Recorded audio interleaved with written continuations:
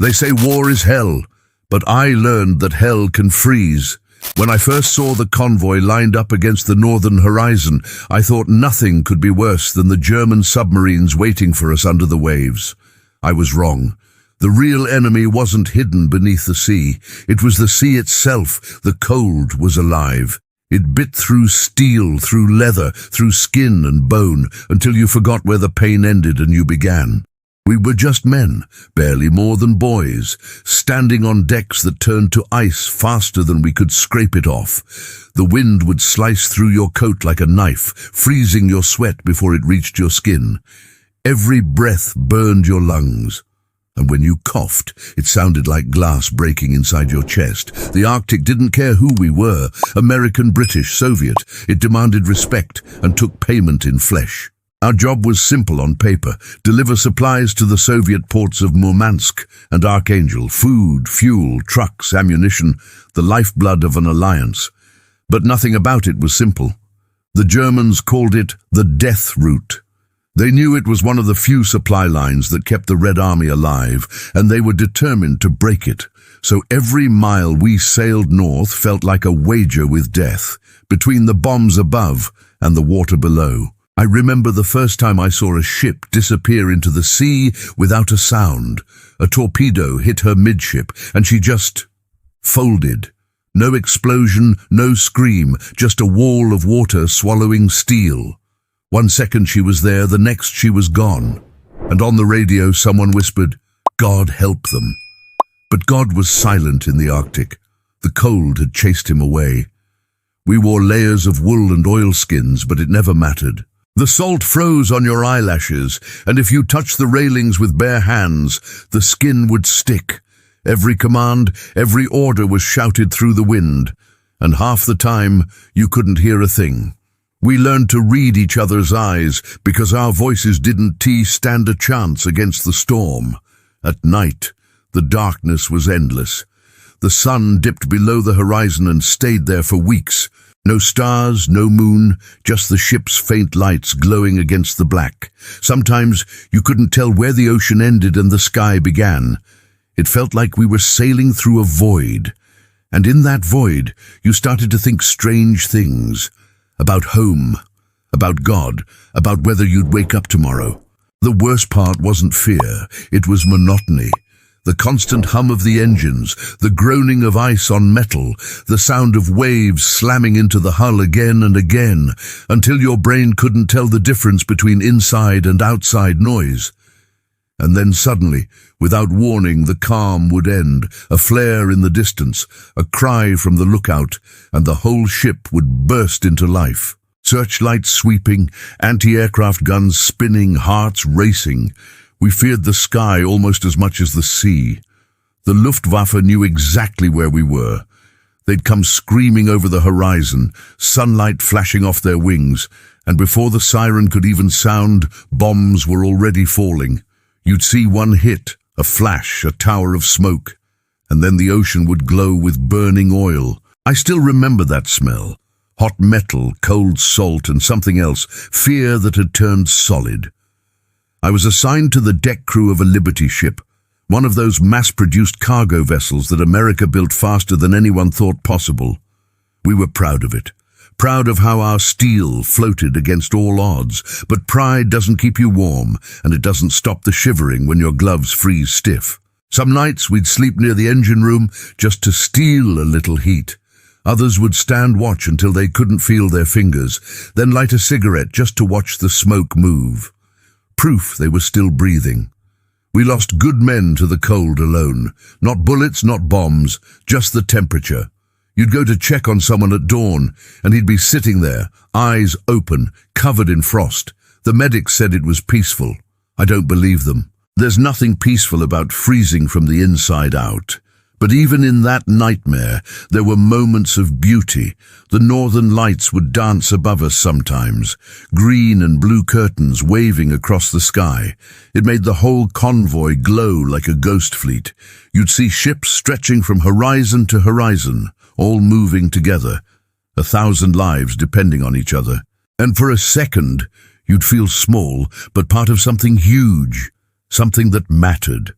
We weren't just sailors. We were lifelines. Every crate, every drum, every box we carried was another reason the Eastern Front didn't collapse. The Soviets knew it, even if we never met them. Sometimes, when the radio caught a signal from their side, you'd hear a voice, faint and distant, thanking the friends from the sea. It made the cold a little easier to bear. Then came the night we almost didn't make it. The convoy had been spotted by a U-boat pack, 6 of them, waiting just beyond the fog. The first torpedo missed, the second didn't. It hit the ship ahead of us. The explosion lit up the sky, brighter than daylight. We could see men jumping into the freezing water, their screams cutting through the wind. We wanted to help, but stopping meant death. Orders were clear. Keep moving. That was the rule. You stop, you die. I can still hear their voices. The sea swallowed them fast, but not fast enough to forget. When we finally reached Murmansk, there was no celebration, just silence.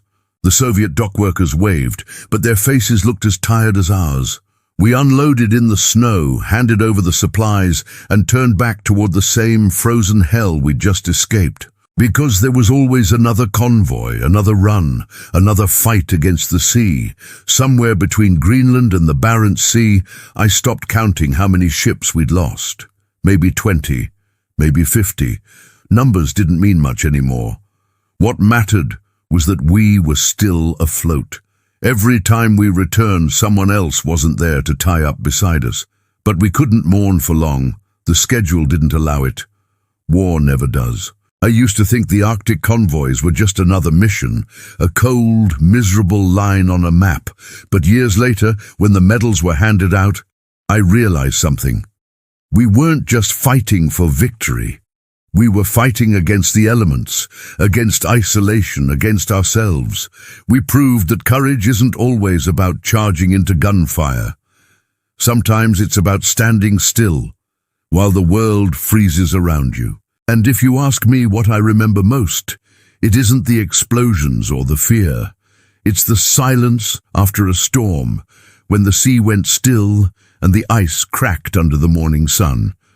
That sound, that tiny whisper of life, meant we'd survived another night.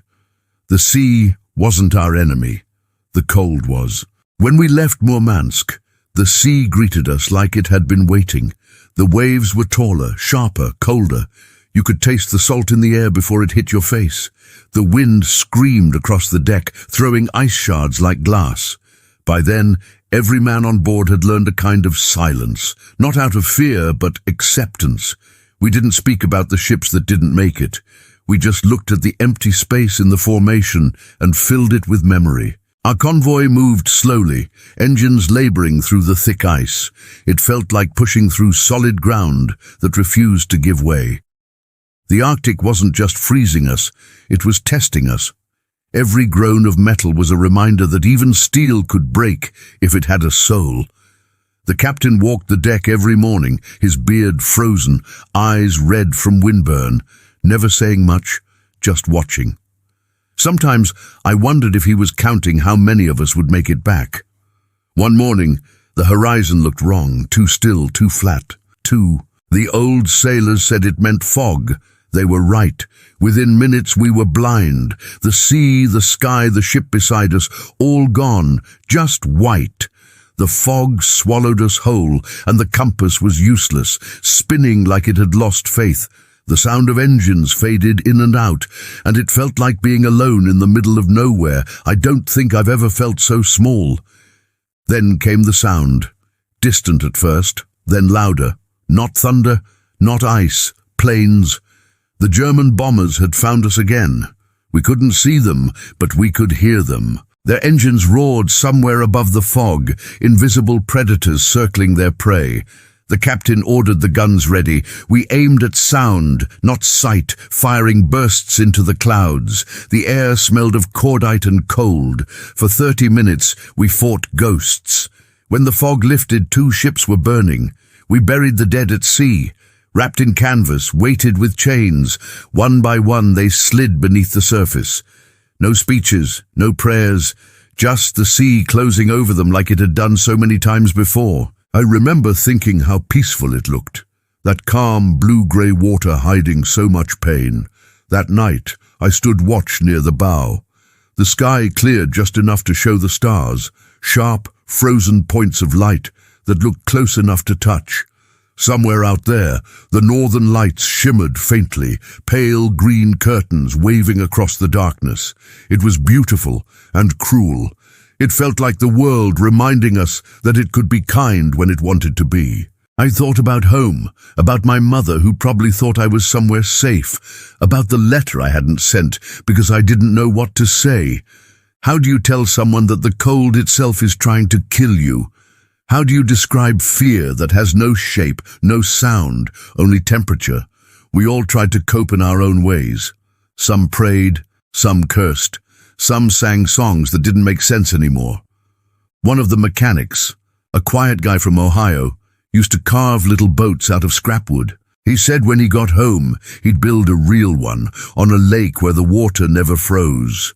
One morning I found him still at his post, his hands stiff around the wheel. He hadn't made it through the night. I took the tiny boat from his pocket and threw it into the sea. Maybe it found its way to that lake he dreamed about. The Arctic Convoys weren't like any other mission. They weren't about glory or heroism. They were about endurance. No parades, no medals waiting at the docks. Just frozen fingers, sleepless nights, and the dull ache of survival. Yet somehow that made it mean more. We weren't there to be remembered. We were there to keep others alive. Sometimes we'd spot a whale following us, huge, slow, moving beside the ships like a guardian. It reminded us that life still existed beyond war. Other times, chunks of ice the size of buildings would drift into our path, silent and deadly. You could hear them grinding against the hull, scraping metal with the patience of a predator. One wrong move, and you'd be crushed before you could shout a warning. Every ship had its own rhythm, its own heartbeat. The creak of the hull, the hiss of steam, the dull clang of tools against frozen steel. It became a kind of music, harsh, mechanical, but alive. It kept us sane. In the rare moments when the sea went calm, the silence was unbearable. You'd lie awake listening for something, anything, because silence in the Arctic usually meant danger. One afternoon, a radio signal broke through the static. It was Soviet command. Their voice cracked through the interference, thanking us, calling us brothers in the struggle. No one said a word, but I saw something shift in the crew. For the first time, it felt like someone out there knew what we were going through. The captain raised his cup, coffee frozen on top, lukewarm beneath, and muttered, "To the brothers." We all drank. The next night, the storm hit. I've seen storms before, but nothing like that. Waves taller than the ship, wind strong enough to bend metal, snow so thick you couldn't see your own hands. The deck tilted so far we had to crawl just to move. Water poured over the sides, freezing instantly on the rails. The engines roared like they were in pain. Somewhere, someone shouted that a ship behind us had vanished. Then another. I held onto a pipe and prayed the welds would hold. We lost power twice. The lights flickered, then died, leaving only the sound of water and terror. For 12 hours we fought that storm.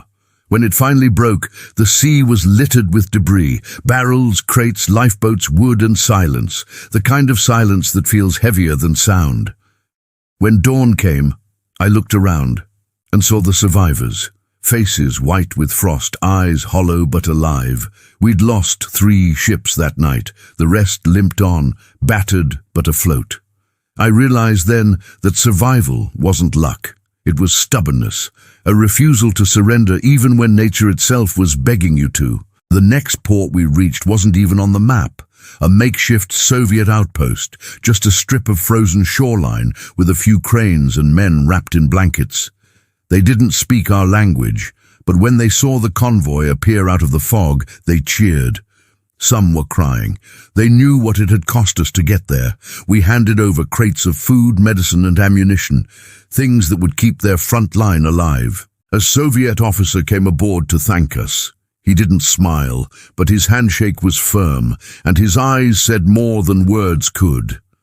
I still remember his voice, rough but sincere, saying through the translator, "Without you, there is no tomorrow." That sentence stayed with me long after the war ended, because out there, surrounded by endless ice and darkness, it was easy to forget why we were doing it. We weren't heroes. We were delivery men in a frozen hell. But that one line reminded me that what we carried wasn't just cargo, it was the weight of hope. On the journey back, the sea was calm. No storms, no bombers, just the hum of the engines and the sound of ice cracking in the distance. It felt wrong, too peaceful. Some of the men laughed for the first time in months. Others just stared at the horizon, waiting for something bad to happen. I remember feeling both, relief and guilt. Relief that we'd made it, guilt that others hadn't. When we finally saw the lights of Scotland on the horizon, I didn't cheer. I just stood on the deck, letting the wind hit my face. It wasn't the same wind anymore. It was softer, warmer, human. I thought about the men who'd never see land again, about the ones still frozen somewhere beneath that cruel sea. People talk about courage in war like it's something grand, something glorious. But real courage isn't loud. It's quiet. It's holding the wheel when your hands are bleeding. It's standing watch when your mind is breaking. It's doing your job when you know no one will remember your name. They called it the Murmansk Run. We called it survival. The sea wasn't our enemy. The cold was. They say you forget the cold once it's gone. They're wrong. The cold doesn't leave you, it waits. Even after the convoy ended and I was back on land, I could still feel it clinging to my bones, whispering through my veins whenever the wind changed. The doctors called it nerve damage. I called it memory, because the Arctic never truly lets go of what it touches. When I got back to England, I expected crowds, parades, maybe a brass band like the movies promised. Instead, there was fog, quiet. A few officers checking manifests, stamping papers, asking for signatures. The convoy was over, and that was that. No one asked how many we'd lost. No one asked what it took to get there. The Arctic Convoys didn't have heroes. They had survivors. The first night on land, I couldn't sleep in a bed. The silence felt wrong. I kept hearing the rhythm of the ship, the hum of the engines, the creak of the hull, the scrape of ice on steel. My hands twitched for tools that weren't there. I woke up sweating, convinced the floor was tilting beneath me. The sea had become part of my body, and my body couldn't forget it. I started to notice how different the air smelled. Clean, soft, almost too easy to breathe. It didn't taste like salt or diesel. It was peaceful. And that made it harder, because peace felt like betrayal. Somewhere out there, another convoy was still fighting its way through the ice, and I was standing in a warm room, holding a cup of tea. I remember staring at the steam rising from it, thinking how it looked like the smoke that used to drift from burning ships. A few of us met at the docks later that week, old friends from the convoy. We didn't talk much about what happened. There wasn't anything to say. You can explain to someone what it's like to watch the sea swallow a ship whole, or to hear a man's last breath freeze midair. We talked about small things instead, home, families, the next assignment, but behind every word was the same silence, the kind you only share with people who've seen the same ghosts. The letters started coming in a month later. Families asking if we'd seen their sons, their husbands, their brothers. They always ended the same way. If you can't tell us where they are, please tell us how they were. I tried to answer a few. I wrote that they were brave, that they didn't suffer, that the sea took them quickly. But the truth was colder. There's no easy way to describe a death that's slow, that quiet, that's certain. Eventually, I stopped writing back. The words felt hollow, like the sound of ice cracking underfoot. One morning I went back to the shipyard. They were building new Liberty ships, bigger, faster, more efficient. I stood there watching the sparks fly as welders sealed steel to steel, the same sound I'd heard 1,000 times in the Arctic. It was strange, comforting and haunting at once. One of the workers asked if I'd served. I nodded. He said, "Good to have you home." Home. I didn't even know what that meant anymore. The war kept moving east, south, everywhere but north. The Arctic routes continued for a while, but fewer ships made the run. The ice got thicker, the raids heavier, the risk higher. Some said it wasn't worth it, but we all knew better. Every bullet, every tank, every crate we sent across that frozen sea kept someone else alive on the other side. Maybe we didn't win the war, but we made sure it could be won. It wasn't until years later that I realized how invisible we'd been. No one wrote songs about the Arctic Convoys, no monuments, no movies. We were too far away, too cold, too forgotten. But among those who survived, that didn't matter. We didn't need medals. We had memories carved into us like frostbite scars, permanent, painful, proof that we'd been there. Sometimes I still dream about it. The sea isn't angry in those dreams. It's calm. I'm standing on deck, and the sun is low, turning the ice gold. The air is so cold it hurts to breathe, but it's beautiful. In the distance, I can see the other ships, lined up like ghosts, moving together in silence. There's no sound of gunfire, no screams, no explosions, just the steady heartbeat of engines pushing against the cold. And for a moment, I feel peace. Then I wake up. One of the last letters I ever received was from a Soviet sailor. I don't know how he found me, but he wrote to say thank you. He said the supplies from our convoy helped defend Leningrad during the siege. "Without the food you brought," he wrote, "we would have starved." I sat there holding that letter for hours. It was just paper, just ink, but to me it felt heavier than any medal. The cold changed us. It took things we didn't even know we could lose: sensation, laughter, trust. It taught us that war doesn't always kill quickly. Sometimes it just freezes you, piece by piece, until you can't feel anything anymore. But it also showed us something else. That courage isn't fire and fury, it's endurance. It's staying upright when the wind wants to break you. I remember one night near the end of the war, years after my last convoy. I was walking near the harbor when I saw a freighter heading north, the same route, the same direction, different flag. For a second, I thought I saw our ship in her shape. The lines, the decks, the way she leaned into the wind. And I wondered if maybe the sea still remembered us. They say the Arctic Convoys helped turn the tide of the war. Maybe that's true. But when I think about it, that doesn't feel like the point. What mattered wasn't the outcome. It was the endurance. The fact that we kept moving, through storms and silence, through fear and frost, because someone had to. I never went back to the Arctic after that. But sometimes, when winter comes and the air sharpens, I can smell it again, the salt, the diesel, the iron. I close my eyes and I'm back on that deck, the wind howling, the horizon endless. And I realize something I never understood back then. The sea wasn't trying to kill us. It was reminding us that survival is borrowed, not given. That life isn't about escaping the cold. It's about facing it again and again until it learns your name. And maybe that's what war really is. Not hate, not glory, not victory. Just endurance. The human will refusing to go quiet, even when the world around you has turned to ice. The sea wasn't our enemy. The cold was. When the war ended, everyone kept saying we'd won. The streets were full of people cheering, waving flags, kissing strangers.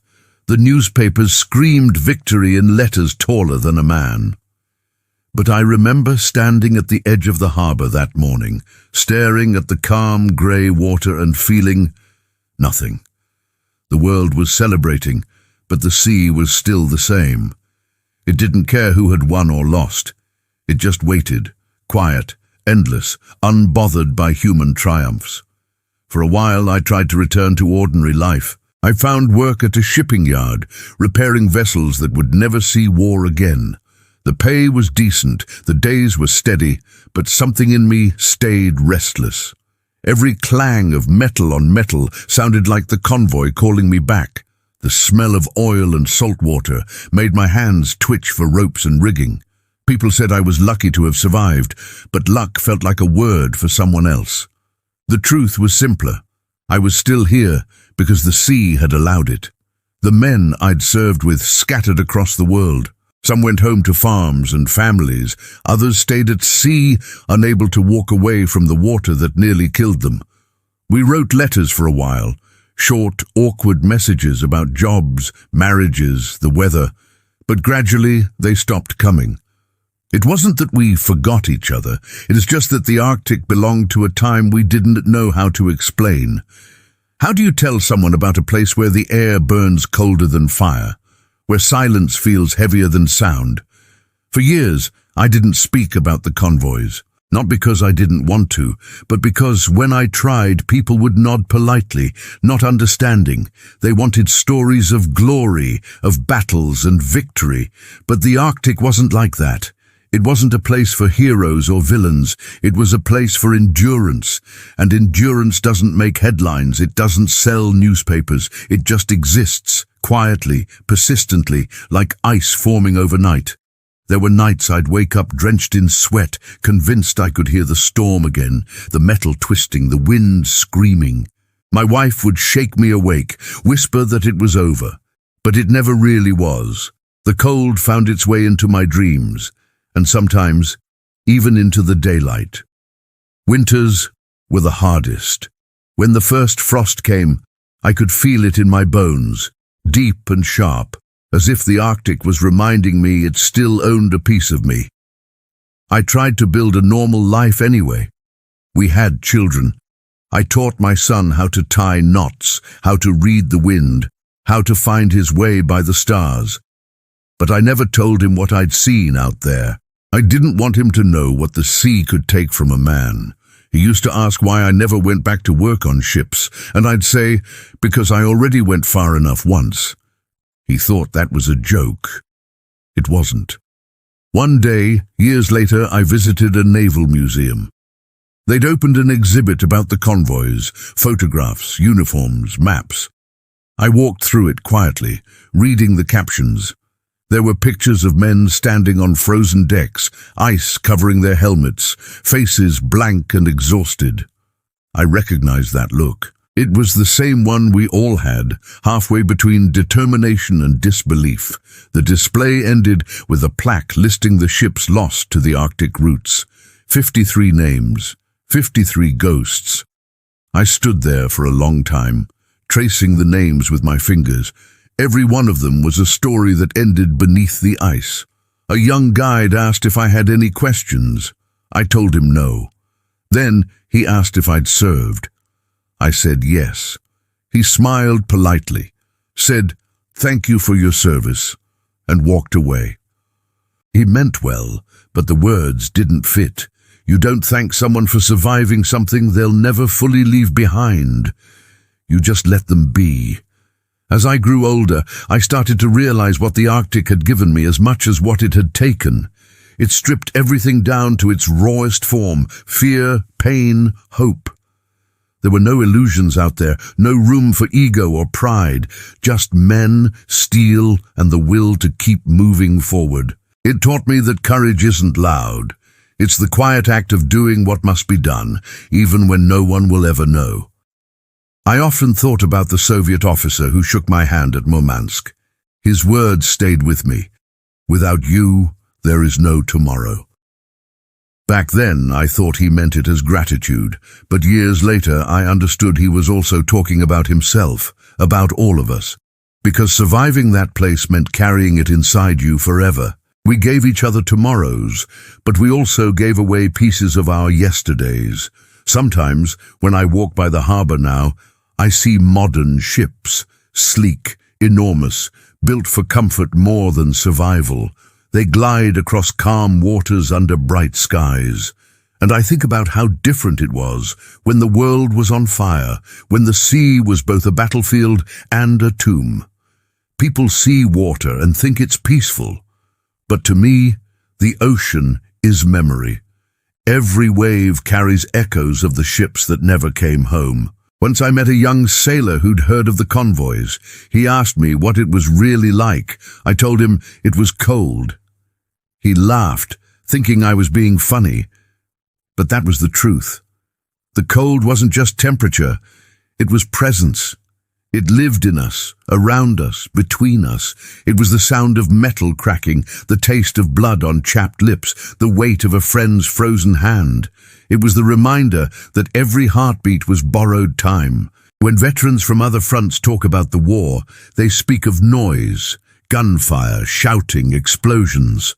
The Arctic had its own sound, silence, a silence so deep it felt alive.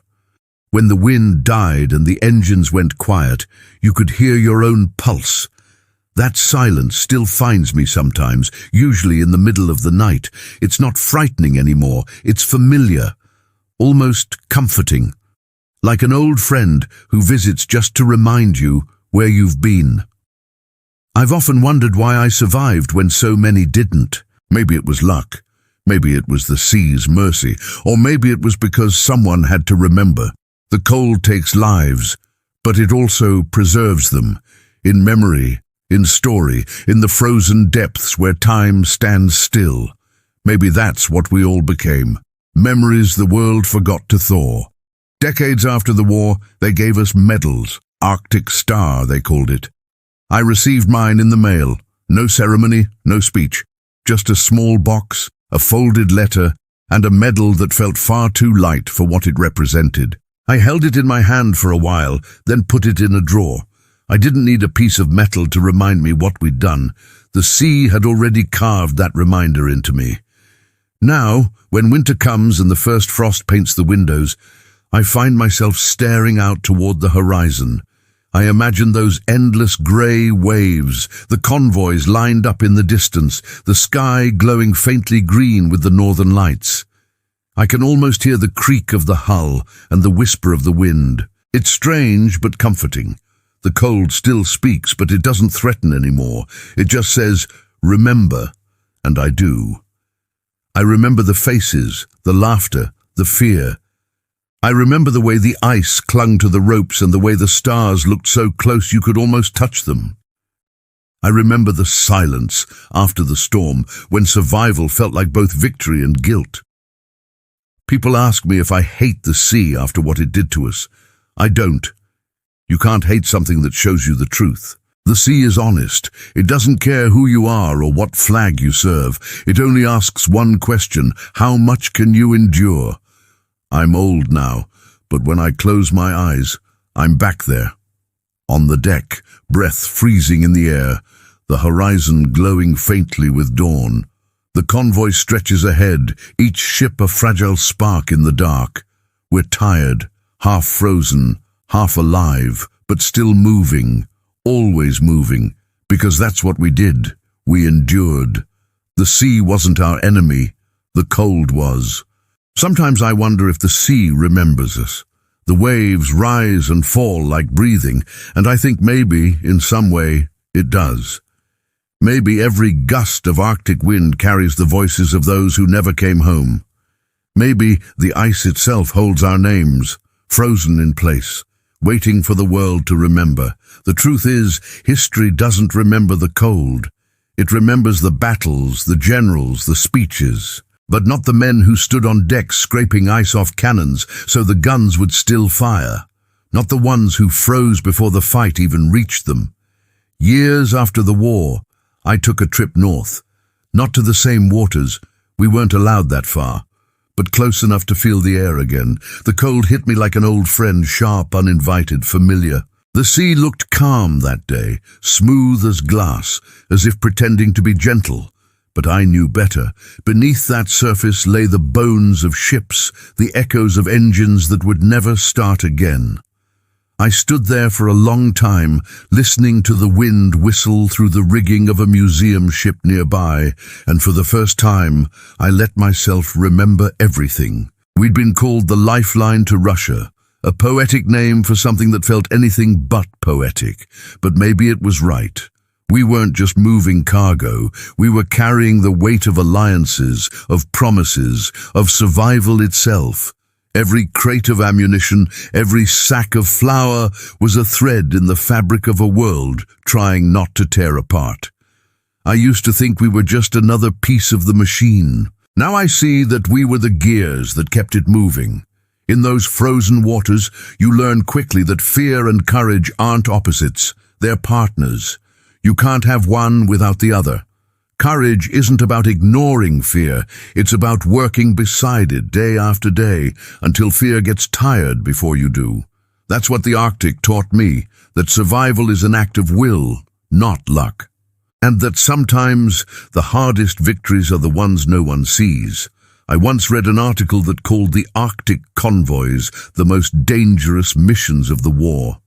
I suppose that's true by the numbers, but danger was never the word that stayed with me. Endurance was. We endured storms, submarines, frost, and silence. We endured ourselves, our doubts, our loneliness, our guilt. We endured because there was no other choice, because giving up wasn't an option. Now, when people ask me what it felt like to be there, I tell them this. Imagine a place where the world has stopped breathing, where time itself seems frozen, and all that's left is the sound of your own heart beating just loud enough to remind you that you're still alive. That's the Arctic.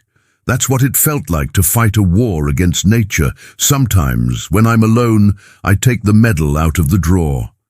I don't wear it. I just hold it in my palm, feeling the cool metal warm slowly against my skin. It's strange how something so small can hold so much weight, not of glory or pride, but of memory. It reminds me of the men whose names were never written down, whose stories sank beneath the ice. I carry them with me. We all do, those of us who returned. The world moved on. New wars, new technologies, new generations who will never know what it feels like to watch frost climb up a gun barrel while the sky burns red with enemy fire. And maybe that's a good thing. Maybe they shouldn't have to know. But I hope they never forget that victory isn't always loud. Sometimes it's a whisper, carried by a frozen wind across an endless grey sea. The Arctic didn't care who we were. It didn't care who won. But it taught us something that never left me, that life is fragile, fleeting, and worth enduring for. Every sunrise that broke through the fog was proof that even in the coldest place on earth, warmth could still find a way. When I think of those days now, I don't see the fear or the death. I see the men standing shoulder to shoulder on an icy deck, faces raw, eyes burning, refusing to yield. I see the northern lights above us, shimmering like a promise that the world would survive. Maybe that's what the convoys were really about. Not just survival, but faith. Faith that humanity could push through the cold, through the dark, through everything that tried to break it. The sea wasn't our enemy. The cold was. But in fighting it, we learned who we really were. So if you ever find yourself standing by the ocean and the air stings your face and the wind howls like it remembers something ancient, listen closely. You might hear us in the distance, whispering through the ice. We're still out there, and we always will be.